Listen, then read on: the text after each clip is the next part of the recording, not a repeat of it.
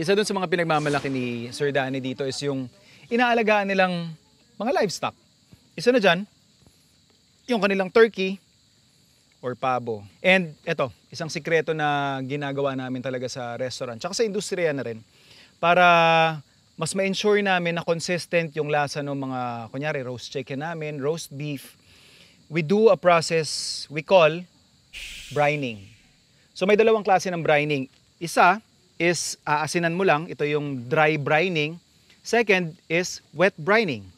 Bakit mo gugustuhin mag-brine? Although medyo extra step ito, hassle ng kaunti. Pero it will ensure na manunuot sa loob yung unang-una timpla. Second is yung moisture doon sa karne. So hindi ito basta-basta magdadry unless of course ma-overcook mo siya. So that's what we are going to do. Mas maganda kung may weighing scale ka, pero pag mga ganito kasi kalaki yung volume na ginagamit natin, ang tinuturo ko sa mga kusinero ko is use their sense of taste. Siyempre, di ba? Titimplahan natin tubig. So wet brining, dalawang components yan. Of course, yung liquid and yung salt. Yun yung pinaka-basic. What you want to achieve here is yung taste na matabang ng kaunti sa tubig alat. Yun lang yung tatandaan ninyo. Hindi dapat sakto yung timpla, dapat mas maalat ng kaunti. Kung gusto niyo ng may sugar, dapat ang timpla nyo dito mas matamis ng kaunti. Bakit? Kasi pag inabsorb na yan nung ating meat, nung ating protein, doon na siya magpapantay. Make sure lang na wag masyadong alat or matamis. This is also the part you can add in like garlic powder, paprika, peppercorn, coriander seeds. Yan yung mga usual na ina-add namin pag nagbabrine kami. You can apply this technique with any type of protein. Mapa-fish yan, fowls, pork, beef, anything. Pwede. So, i-dissolve nyo lang yung asin sa inyong container. And then, of course, you have to taste. So, at this point, sakto na yung timpla niya. Ito yung sinasabi natin na kailangan medyo mas mataas ng kaunti. Yung ilalagay nating salt level.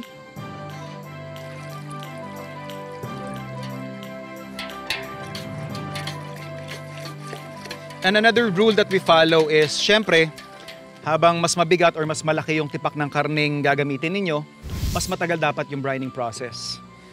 You're going after a chemical reaction na usually takes time. Pag mga isdang maninipis lang yan, 15 minutes pwede na. Pero pag mga gantong kalaki, dapat talaga paglalaanan mo ng oras. Ilulubog lang natin yung ating pabo. Pinaka-importante rin po dito is to ensure na yung meat ninyo is fully submerged. Make sure po na wag itong iiwan sa mainit na kondisyon. Pag mga ganito kalaki, might as well i-dip nyo ito, ilubog ninyo sa cooler na may konting yelo. Or kung meron kayong mga walk-in sa hotels or restaurants sa pinagtatrabahuhan nyo, yun yung perfect spot. 6 to 12 hours. After nyan, pwede na nating lechonin.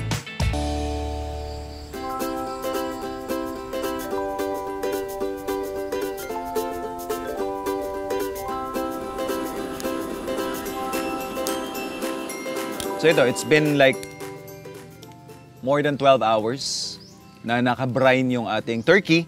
At ito, nakaset up na rin tayo nung ating pagliletsyonan. So we have here yung usual na ginagawa natin.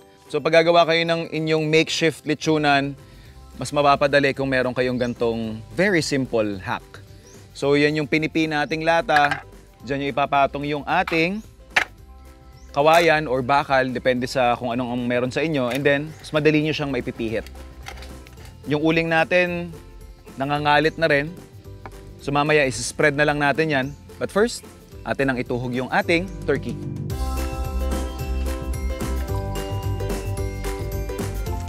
At this point, dahil nga ginamitan natin ng wet brining technique, hindi na natin to kailangang i-season or anything sa loob. Siguro, pinakadadagdag lang natin dito is yung parang stuffing lang sa loob. Yung pandan natin, tsaka tanglad. Meron din tayong bawang.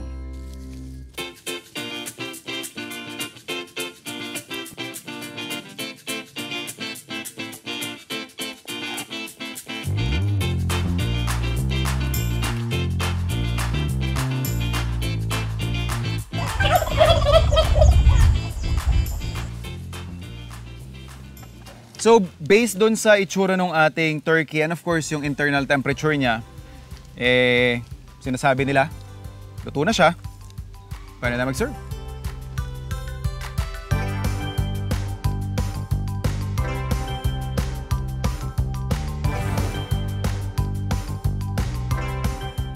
Ang tanong, malambot kaya?